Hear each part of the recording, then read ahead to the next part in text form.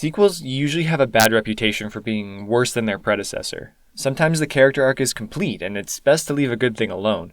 But other times, the studios just want to keep the cash cow alive at the expense of a satisfying ending. Robocop 2 is one such movie. Although it appeared to have everything going for it, with Empire Strikes Back director Irvin Kershner at the helm and written by Frank Miller, the apple really fell far from the tree, as this sequel was nowhere near as good as the first one. Today we'll take a deeper look at why this movie sucks. We'll be discussing key plot points in the movie, so here's your spoiler heads up.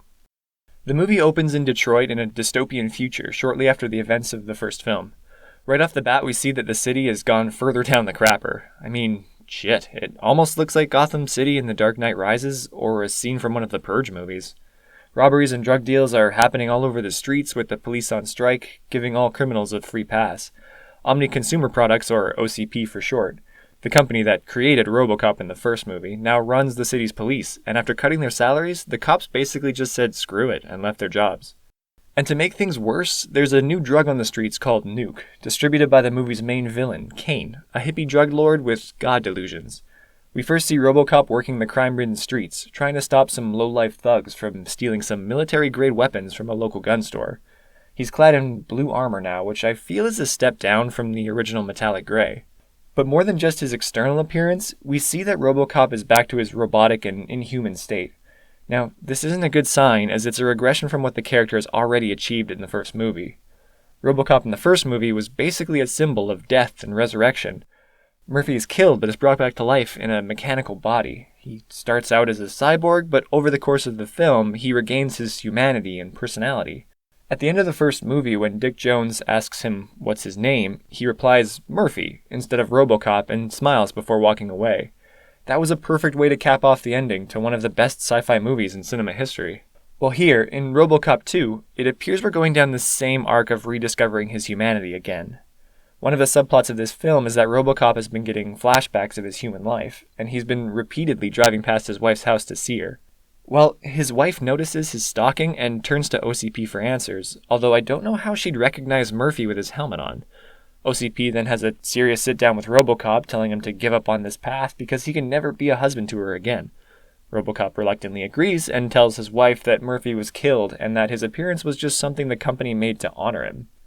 So this must mean that OCP didn't inform Murphy's wife on his transformation in the first movie. And didn't she already move to another city as mentioned by Lewis? Anyway, those lawyers clearly know that he's still human underneath, evidence from the fact that they wanted to give Murphy and his wife some time together for the sake of decency, but they still deny his humanity.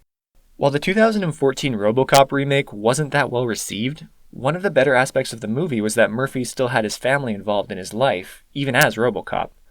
The company didn't deprive him of his human rights and found a way to make it work despite the constraints of being stuck in a machine.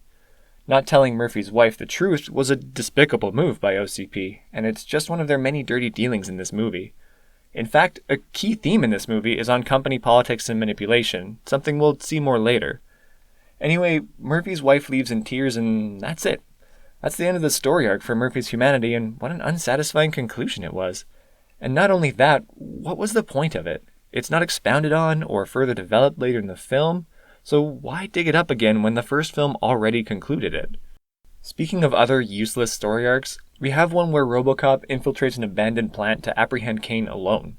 Kane gets the upper hand and immobilizes Robocop, and manages to cut off his arms and legs. Basically, Robo's dead to rights, and has no shot of surviving.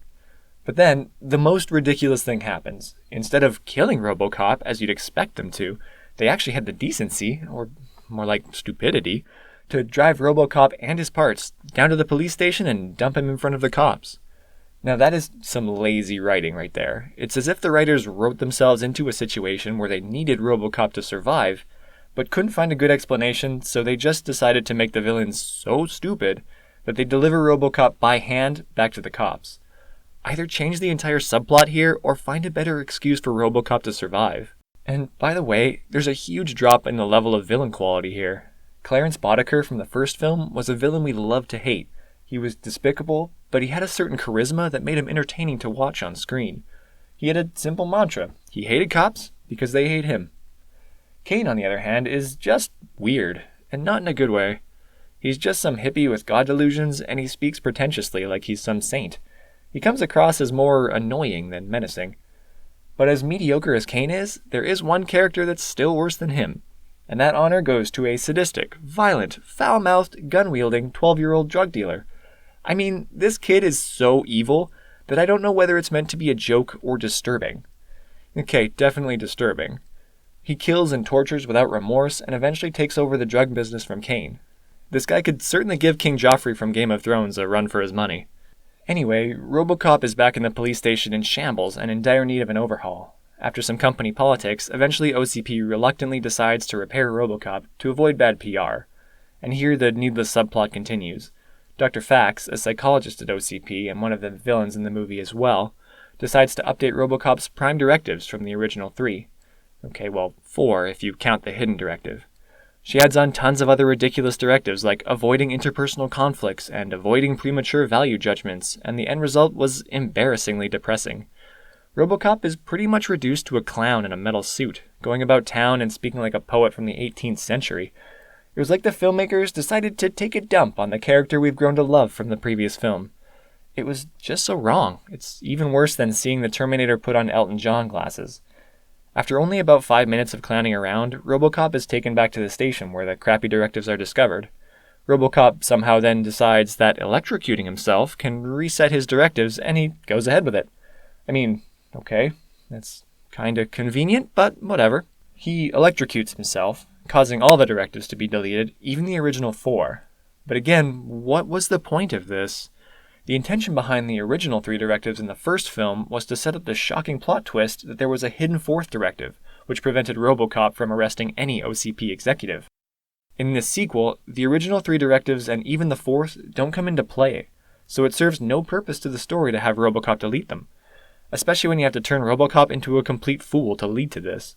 Well, Robocop is back to his normal self, and somehow him being back to his right state of mind motivates the cops to go out of strike and to arrest Kane. I'm not sure if I'm missing something here, but that was convenient. I mean, if they were going to be motivated, surely they would have already been after seeing what Kane did to him. So now Robocop goes along with the rest of the police force to apprehend Kane, as he should have done earlier instead of going alone at the start. Kane is injured in the process and hospitalized, which leads us to the main story arc for this film. While Kane is presented as the front and center villain, just like in the first film, the real villains behind the scenes are OCP executives. Basically, the city of Detroit is indebted to OCP for a huge sum of money. OCP wants the city to tear itself apart so that the mayor would surrender control of the city to the company. OCP is really an evil company on steroids in this movie.